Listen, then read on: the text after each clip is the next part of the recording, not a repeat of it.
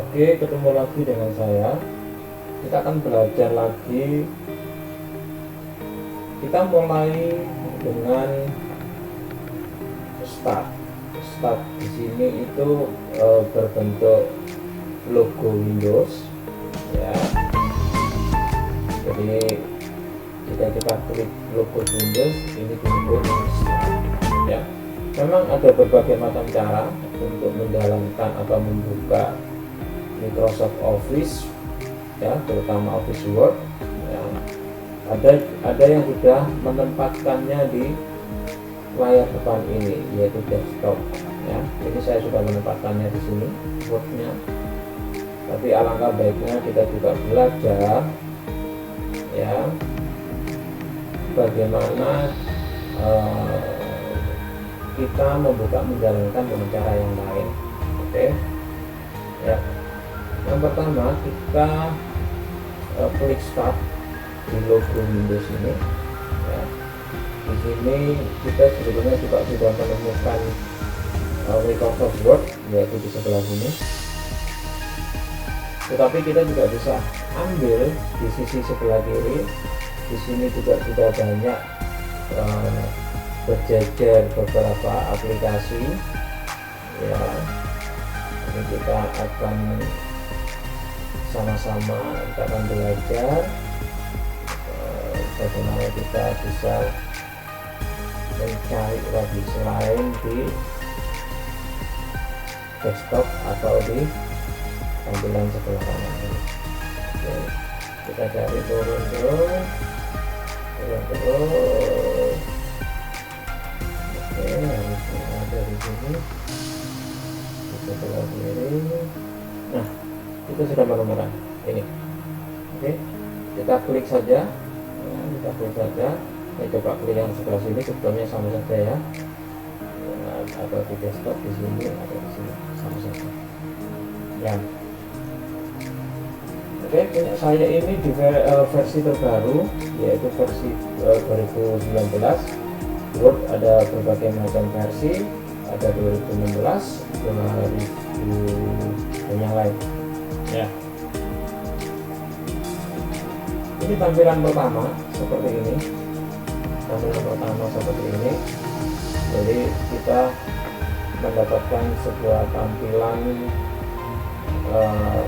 awal, ya. Kalau kita langsung klik blank dokumen, ini nanti hanya bentuknya kosong, ya.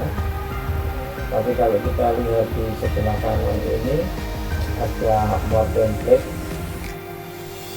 Coba kita lihat ada apa saja di more template. Oke, ketika kita klik more template, kita akan bertemu dengan berbagai macam bentuk template yang sudah disediakan oleh Microsoft Office Word.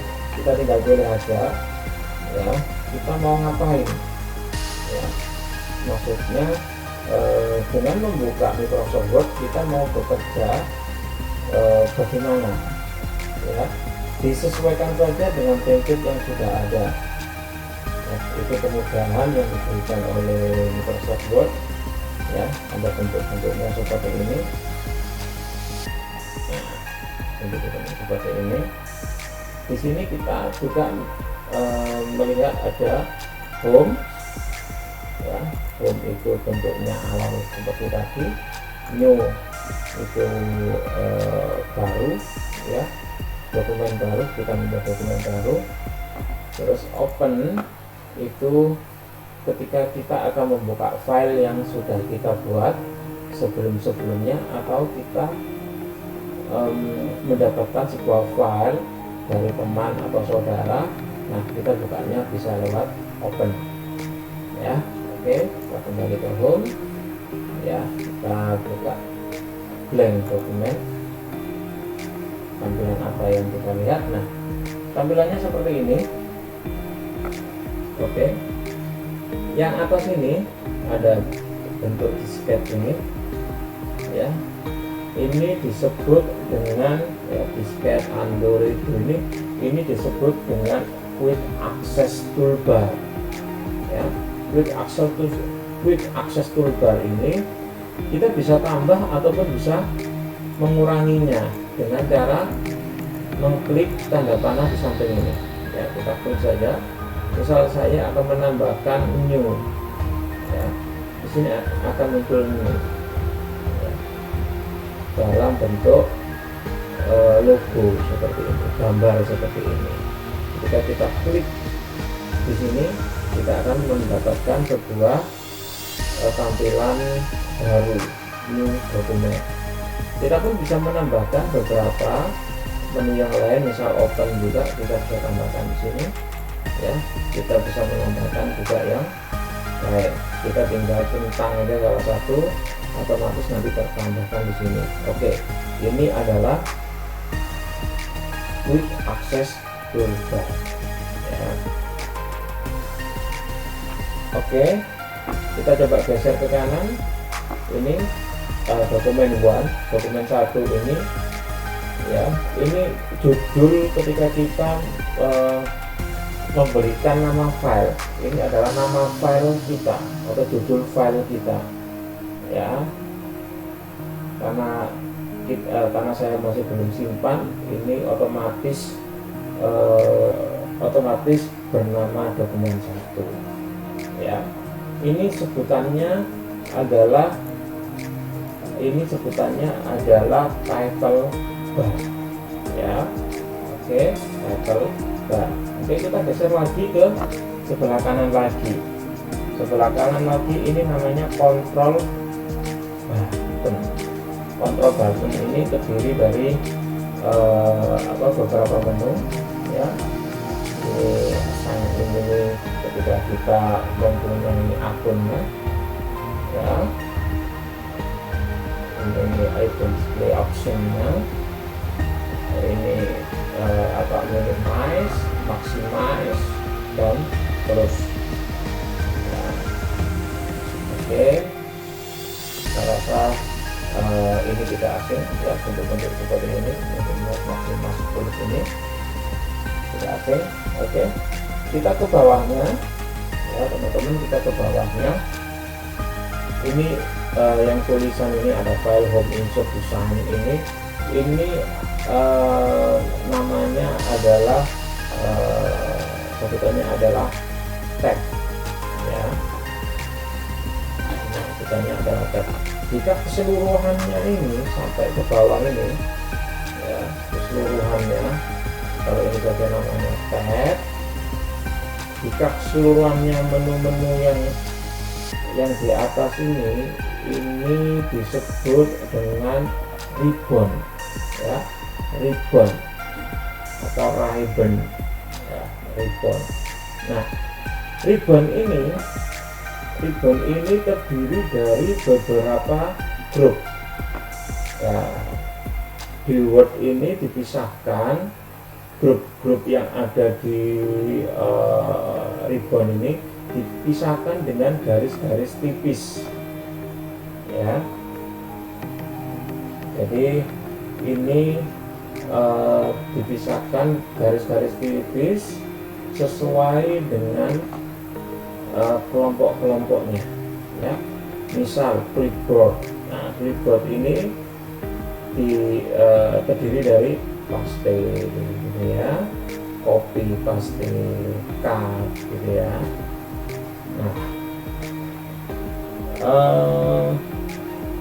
kita klik di bawahnya seperti ini disebut kotak dialog, ya, kotak dialog yang ini.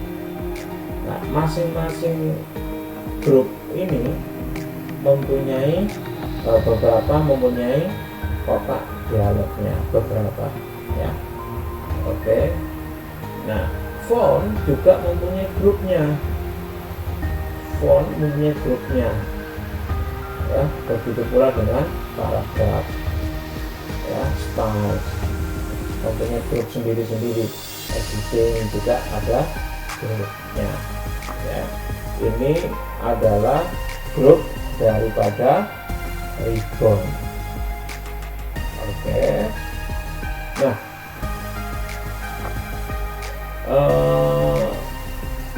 yang putih ini disebut dengan layar kerja atau dokumen area.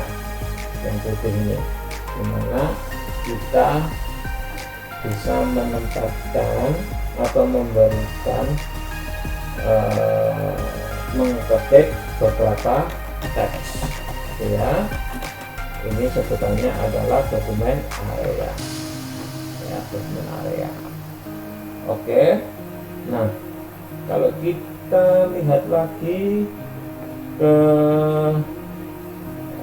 sebelah kanan, ini kita tidak asing, namanya scroll, tapi yang atas ini disebut dengan scroll vertikal, ya.